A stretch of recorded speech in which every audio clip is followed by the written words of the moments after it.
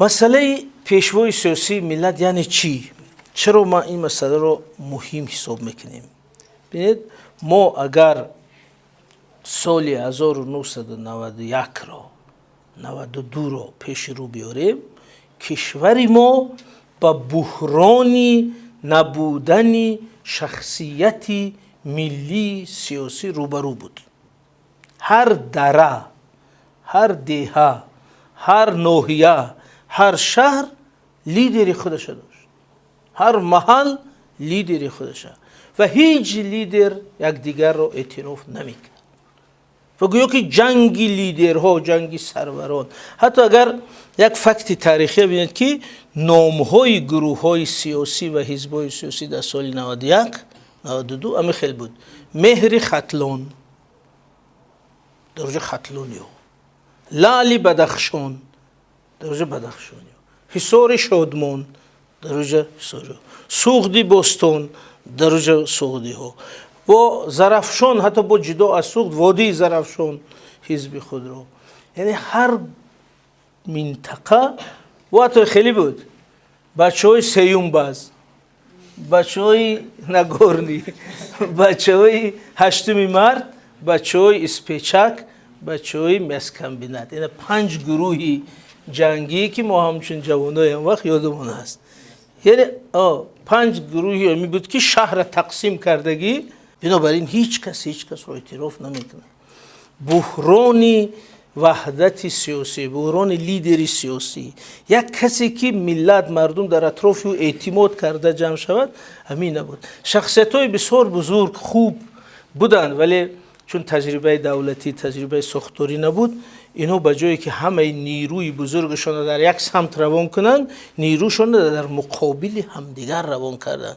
وگرنه هر یک شخصیتی که سالهای 90 91 در صحنه بود خودش یک لیدری واقعا ارزشمند بود، ولی چون همین سطح تفکر دولتی نبود، در همین جنگ منفیت های همه بزیدی همه. یعنی یکی از تفسیرات درباره سال 92. بنابراین ما وقتی میگیم که در اجلاس 16 لیدری سیاسی ملت تولد شد، همین در نظر داریم که شخصی با وجود آمد که کم کم در مدت 3 سال، 4 سال، 5 سال، 6 سال به نقطه تبدیل شد که اکثر گروه ها، حزب ها، شخصیت ها به هر راه، بعضیش به زوری، بعضیش به اخلاص، بعضیش به فهم سیاسی متحد شده در اطراف.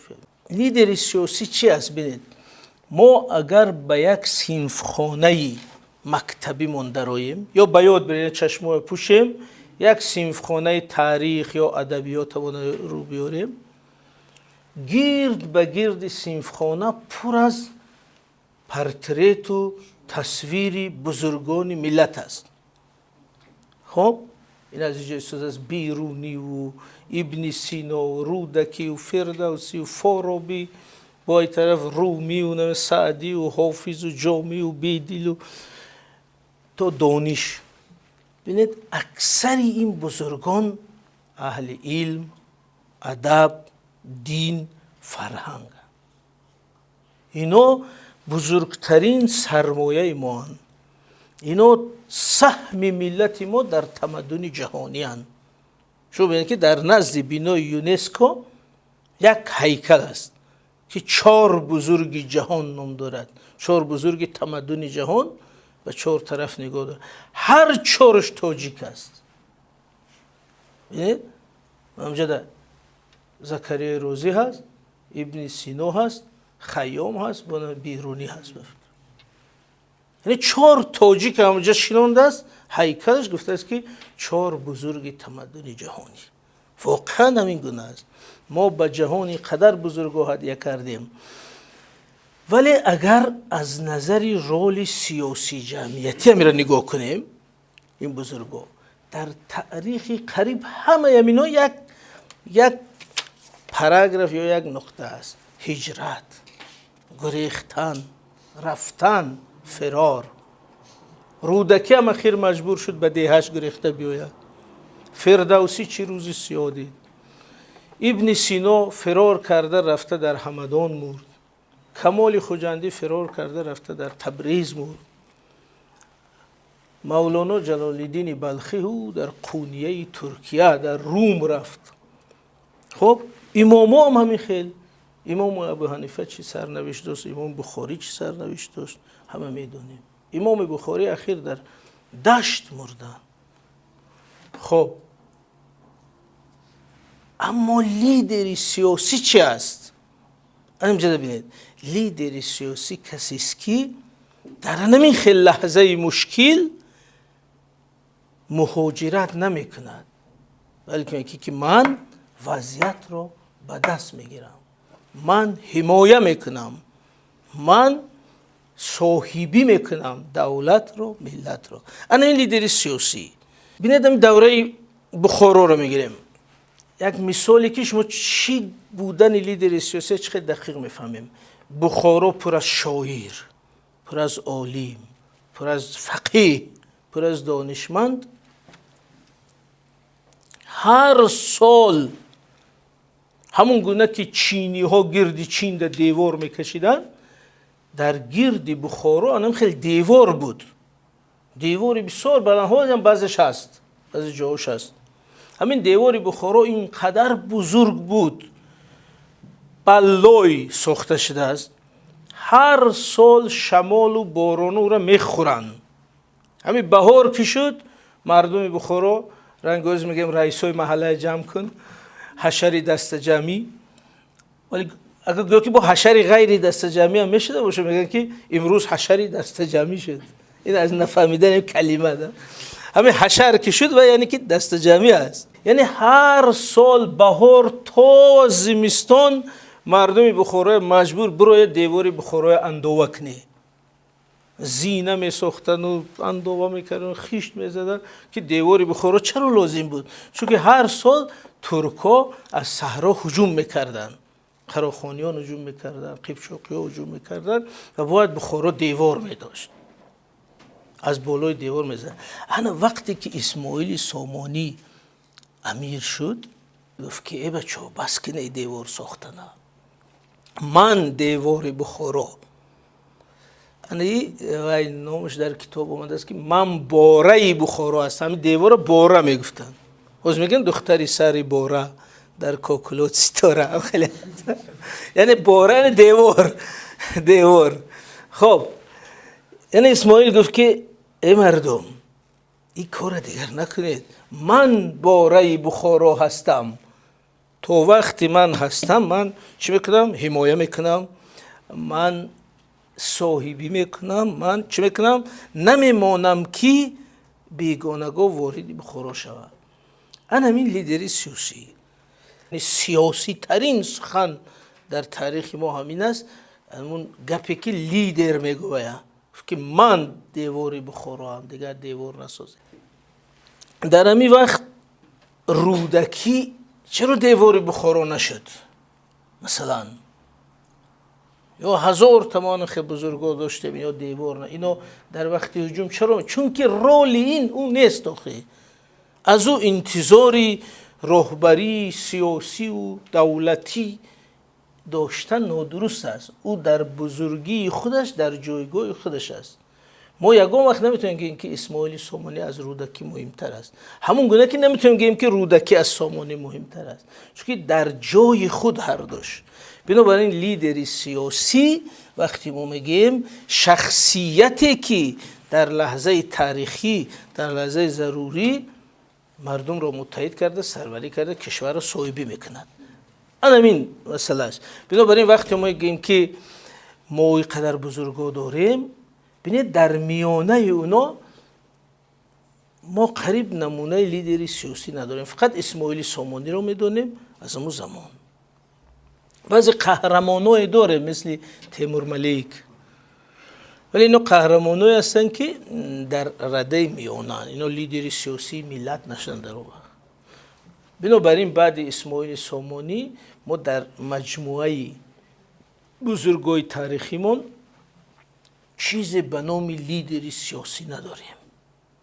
انا وقتی میگیم که امام علی رحمان در اجلوسیه با عنوان لیدری سیاسی به وجود آمد و این امروز میبینید تبدیل شد به کسی که دولت را، زمام سرنوشتی دولت را امین راهبری میکرد، این نامش لیدر سیاسی. لیدر سیاسی این مسئله شخصیت پرستی نیست. مثلا ما اگر یک کس بگیم لیدر سیاسی، 4 کس پیدا میشه که شما چاپلوسه، شما شخصیت پرسته، این یک گپی کهنه، این عیب است، ستایش است، اتوریتاریسم است. اصلا خیلی نیست. لیدر سیاسی اگر همین چاپلوسان باشن نباشن به وجود آید، به وجود میاد. ولی این مسئله چاپلوسی یا شخصیت پرستی نیست. مسئله این است که همین آدم در یک مرحله تاریخی همین نقش رو اجرا کرد. اگر شما دیدید و در کردید میگویید، اگر در نکردید نمیگید. همین دیروز یک چیزی عجیب از می نوارهای تاریخی نشر کردن در اینترنت، من دیدم که راهبری سابق مخالفین دوملا سعید عبدالله نوری در شهر کلاب برآمد میکنه. بعد میگه که درباره رحمان، امام علی رحمان فکرش میگه، میگه که من چرا میگویم؟ چون که میگم من مرد هستم و مرد باید کاری مرد رو اعتراف کند. امیوز میگه من یکو منفیت ندارم که گم که امی رحمان امی خدمت کرد، لیکن اگر نگویم نامردی میشه داخل چخیل کنم. این ببینید ایجاد مسئله حقیقت دیگر است، مسئله چاپلوسی دیگر است. مثلا ما اینا میگه 10 ساعت دیگه گپ زدم، ما را نه وظیفه میتن در این کار، نه یکم پول میتن، نه یکم. ولی ما وظیفه انسانی علمی ما این است که برای جوانان میگیم که یعنی راهبری سیاسی یعنی چی، فرقش از بزرگای فرنگی یعنی چی.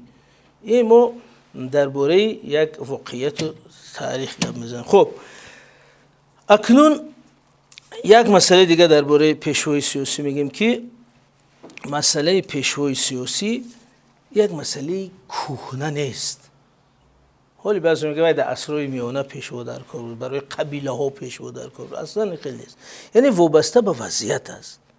وابسته به وضعیت است که اگر وضعیت بحرانی شود، همونجا مسئله جمع‌آوری مردم، نجات دولت پیش شد، همین پدیده با وجود نیست.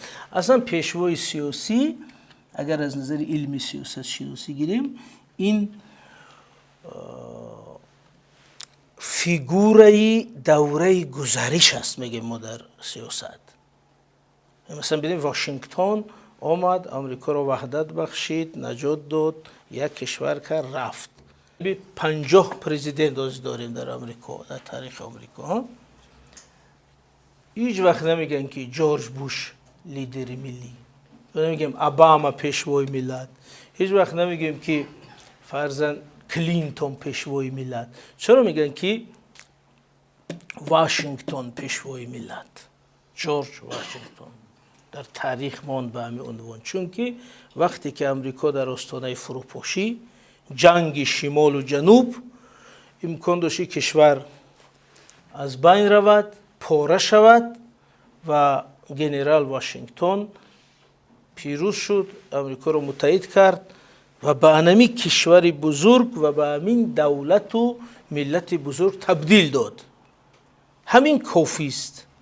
همین کافی است که اونا میگن که لیدری با وجود آورنده امریکا واشنگتن است. نمیدونم تا کجا همین اساسش یک بار گفته دیدن در کار.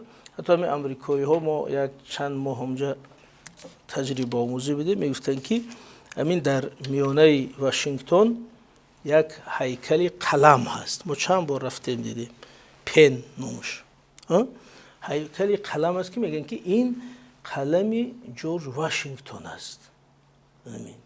و در همون میکرایون اطراف وی قانونی همون شهرداری طلب میکنه که یگان بنا از همین قلم بالا یا بلند ساختن ممکن نیست. ببینید برای همین قلم پیشوای ملتش یا هیکل قلمش مونده است، میگه که یگان بینای محتشمتر از همین هیکل در این نزدیکی ها نسازید تا شکوهی همین از بین نبرد. این یک دولت معاصرترینی، پیشرفته جهان. خوز همی گپ در همی جگه میگه ایشو ای عصر قدیمش و قبیله ایخی گپ میزنی. دوم، پیشوای ملت به کی گفته میشه در تاریخ؟ ما تاریخ تحلیل کنیم، پیش رو بیاریم. پیشوای ملت به کسی گفته میشه که در تاریخ یک ملت، در تاریخ یک فرهنگ یا یک تمدن یک رول نجات بخش داشته باشه. مثلا این دولت رو از نابودی نجات داده باشه، این ملت رو از نابودی نجات داده باشه، از پراکندگی سرجم کرده باشه، از یگان بحران امنیتی یا اقتصادی بیرون آورده باشه، یا در یگان جنگی مقدس این دولت رو پیروز کرده باشه، مثل استالین مثلا که زیر رهبری او یگان پیروزی تاریخی شده باشه. این گونه شخص در تاریخ دولت داری میگن پیشوای ملت. این در روایت ها هم است، در ادبیات ها هم است، در تاریخ ها. مثلا یک روایت بسیار زیبا بار دیگر به کتابای مکتبی اگر رو بیاریم، در این کتابی ادبیات روسی مکتبی میونه، در کتابای تاجیکی هم وقتی مکسیم گورکی گذاشتن، یک اثری بسیار خرد ولی موهیتا بزرگی گورکی است به نام لگندا دانکا. خیلی است روایتی دانکا. وجه چه خیلی از روایتش خب قصه شده میگیم، روایت هم خیلی است که تقریبا مثل کاوا و ضحاک گفتیم. میگه که وقتی که جهان را تاریکی فرا میگیرد، همه جا تاریک، نور نیست، روشنی نیست، مردم راهش رو نمیبیند، همه گمراه در تاریکی.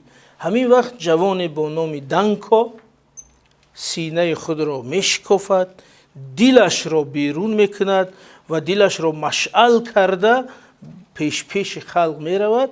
و البته این ادبیات بدیعی است. بسیار این اثری زیباست ایگور که میگه که یعنی دلی او چخیل میدرخشید در دستش و ستاره ها میریختن از دلی او و از پس دانکا این مردم رفتن و از تاریکی به روشنی برآمدن. یعنی دانکا همین مردم رو از وادی جهالت و تاریکی بیرون آورد. خب این یک روایتی از میفولوژی قدیم یونانی، ولی گورکی را در ابرازهای انقلابی، مثلا راهبرای انقلاب تصور کردم خیلی که و استاد ترسون زاده گفته بودن که ره یافتی و در شب تاریک دویدی، خب بود هنگام سحر چون شفقی صبح دمیدی، میخواست که ابری سیاه روی تو پوشد، رعد شدی و پرده آن ابر دریدی. کشتی بشر غرق به دریای بلا بود، با دست توانات گرفتی و کشیدی. یعنی ابراز لنین، نام شعر لنین، با لنین نام. یعنی ببینید همین ابراز لیدره نمیخواد تصور میکردن که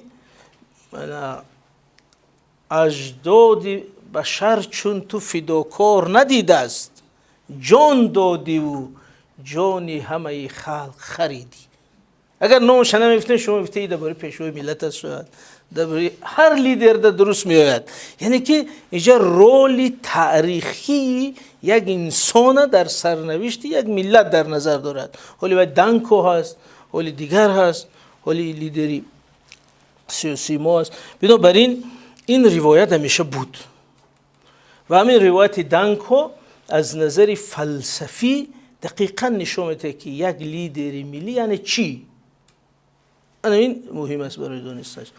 دیگر در ادبیات ما هم این بسیار وسیع گفته شده است. از جمله بارها همون بیتی بزرگی استاد رودکی را میاریم که رودکی گفتن که اندر بلای سخت پدید آید فضل و بزرگمردی و سالاری.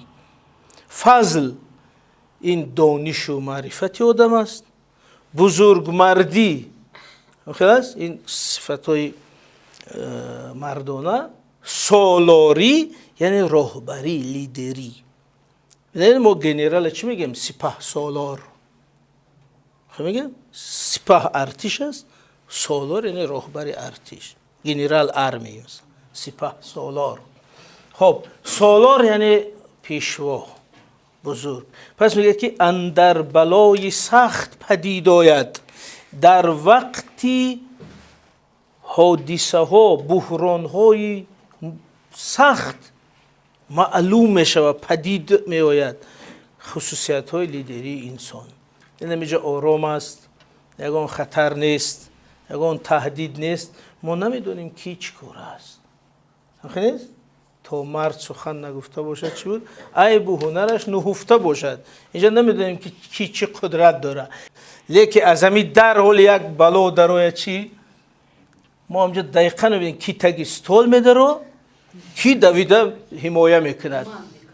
شو برای همین انا گفته است که اندر بلای سخت پدید آید، یعنی در وقتی مشکلی بزرگ معلوم می شود خصوصیت های لیدری انسان. این اجلسه 16 ما همین هفته اونجا بودیم، 10 بار این چیز از زبان شاهدان شنیدیم. وقتی که مسئله راهبری دولت آمد، همه گفتن که عزت الله حیایف سابقه دار دولت، سروزیر بودن، رئیس اگنتی کروپسیا بودن، وقت گوسکیفین کنترل، رئیس ولایت بدخشان بودن. این تجربه بزرگ داره، بیا امیر راهبر انتخاب میکنیم. او مرد گفت که نه برادر، من این خیلی وضعیت نمیتونم.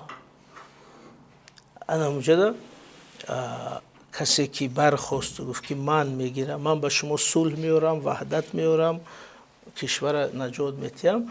انا ما میگیم که اندر بلای سخت پدید آید فضل و بزرگواری و سالاری. تو نمونه از همه بهتر که ما یک لیدر ملی رو میتونیم در او بینیم، این شخصیت گاندی در تاریخ هندوستان است. در تاریخ مردم هند، دولت هند، شخص با نام مهاتما گاندی هست که این شخصیت نه راهبر بود، نه پرزیدنت بود، نه وزیر بود، نه سروزیر بود.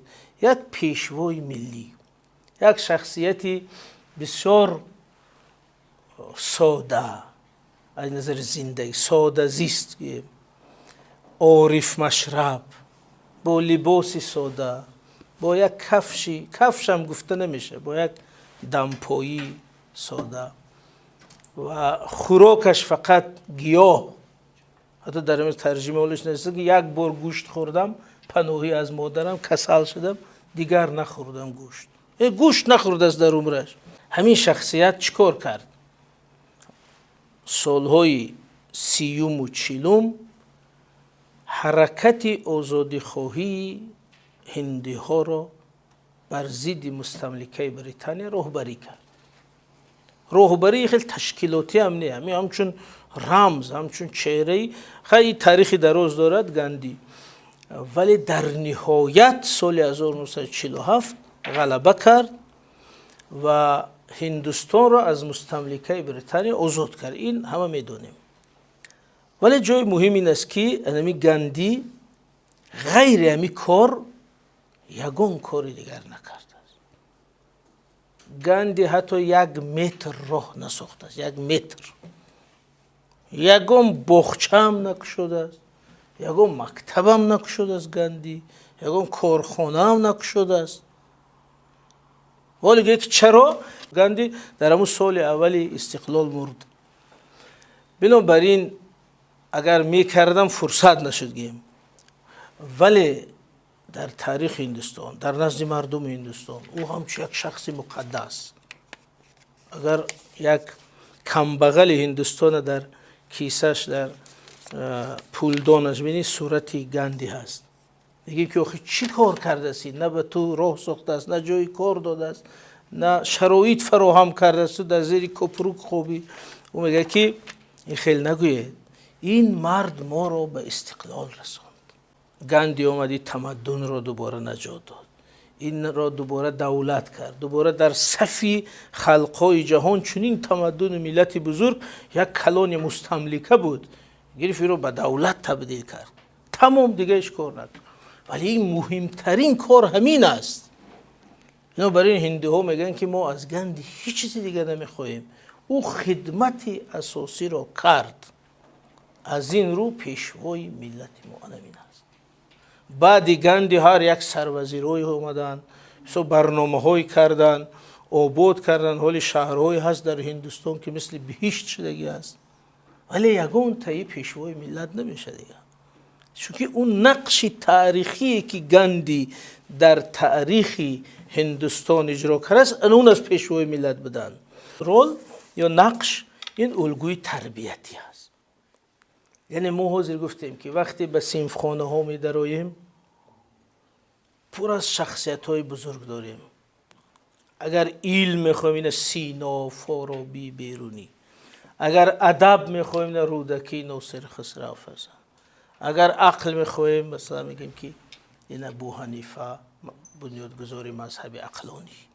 این اگر معنویات میخوایم میگیم این نمونه ما مولانا جلال الدین بلخی مؤلف مثنوی معنوی. اگر عشق میخوایم در کجاست عشق؟ در حافظ. مثلا یک کس گفت در اینستاگرام دیوان حافظ در سعدی. ولی وقتی خواهیم بچه مانه یک تعلیم سیاسی تیم که دولت داری چه خیلی است، صاحب دولتی چه خیلی است، لیدری چه خیلی است، سازندگی چه خیلی است، کجا میریم؟ همین یک الگو در کار است.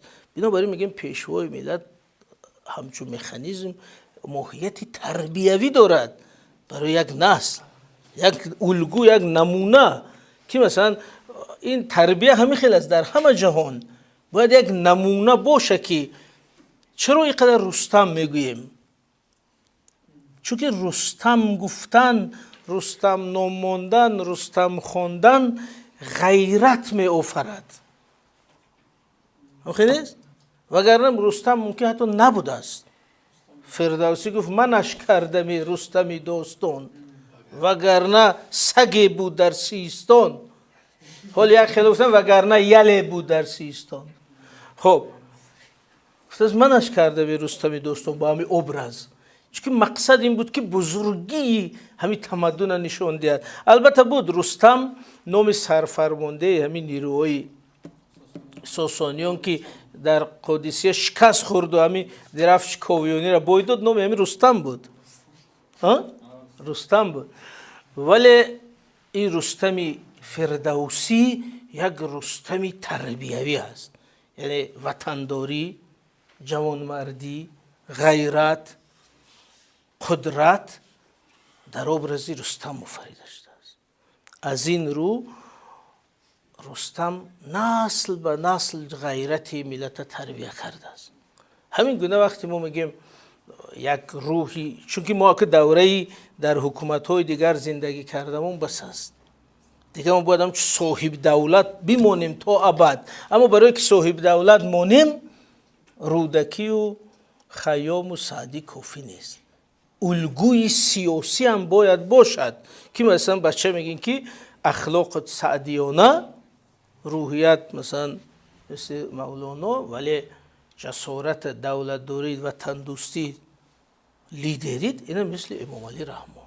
یعنی من باور دارم که حتی ما خواهیم نخواهیم انشالله که خوب انجام یا به این رسالت همین خیلی می شود. همین تیمور ملیک، همین واسه، همین در تاریخ یک نقشی مثلا ممکن یک فایزی نقشی همین امام علی رحمان نکرده گه. چون که تاریخ بعد همه چی ایدئالیزاسیون برجسته میکنه. ما با یک واقعیتی واقعی رو برویم. از این رو من میخواستم بگم که این اهمیت تربیوی دارد. تزیس اساسی این بود که ما همین مسئله پیشوای سیاسی ملت رو، لیدری سیاسی رو از شخصیت‌های بزرگی تاریخی، فرهنگی، ادبی فرق کنیم. اون یک بحثی کاملا دیگر است و خزینه طلایی ما در تمدن جهانی است. ولی لیدری سیاسی این یک نقشی خاص است که در مسئله دولتداری و سرنوشت تاریخی ملت مهم است.